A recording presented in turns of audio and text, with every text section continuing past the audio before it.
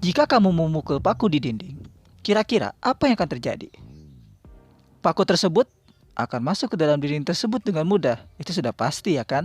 Sekarang, coba kita balik pakunya.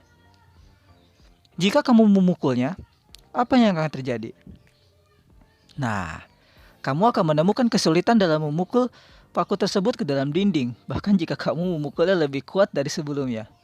Pertanyaannya, mengapa hal tersebut bisa terjadi? Nah, ini akan kita bahas pada kesempatan kali ini. Kamu lihat, luas permukaan pada dua paku tersebut berbeda. Paku pertama lebih kecil luas permukaannya dibandingkan dengan paku kedua.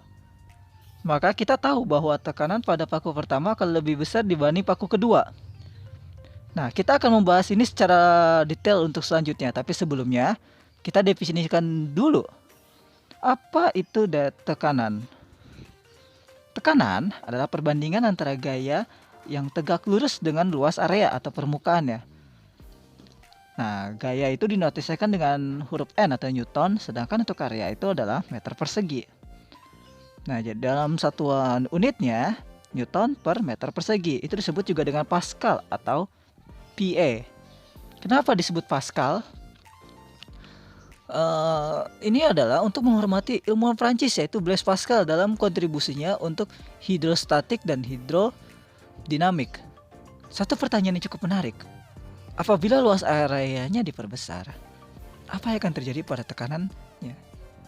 Nah, untuk menjawab soal ini, kita harus menggunakan pure logika matematika.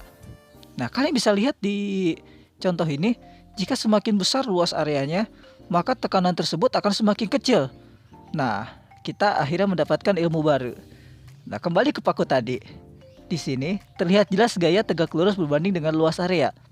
Tahu dari mana itu tegak lurus? Kamu bisa lihat sudutnya dibentuk dalam adalah 90 derajat.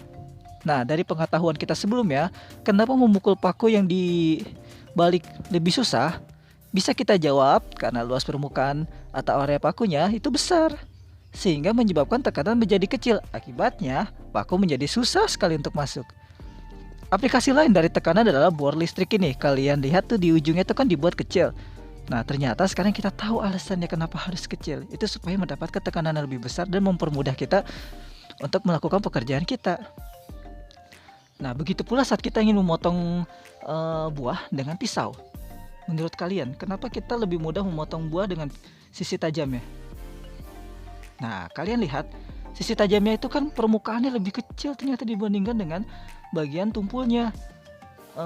Seperti tadi alasannya kenapa dibuat kecil adalah untuk mendapatkan tekanan besar sehingga kita lebih mudah untuk memotong buah. Nah, contoh lainnya juga bisa kita lihat saat menebang pohon. Nah, mungkin kalian bertanya-tanya, apa tidak ada keuntungan jika tekanannya itu kecil gitu kan? Nah, tentu saja ada. Salah satu aplikasi tekanan kecil adalah saat kita bermain ski.